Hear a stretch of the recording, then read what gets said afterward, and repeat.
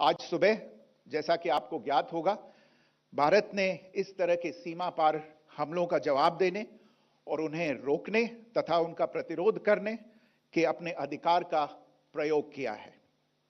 यह कार्यवाही नपीतुली, non escalatory, आनुपातिक और जिम्मेदारीपूर्ण है।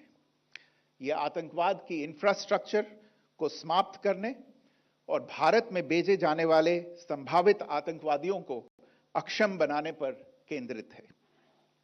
आपको यह भी स्मरण होगा कि 25 अप्रैल 2025 को संयुक्त राष्ट्र सुरक्षा परिषद ने पहलगाम आतंकवादी हमले पर एक प्रेस वक्तव्य जारी किया था, जिसमें आतंकवाद के इस निंदनीय कार्य के अपराधियों, आयोजकों, फाइनेंसरों और प्रायोजकों को जवाबदेह ठहराने और उन्हें न्याय के दायरे में लाने की आवश्यकता पर जोर दिया गया था।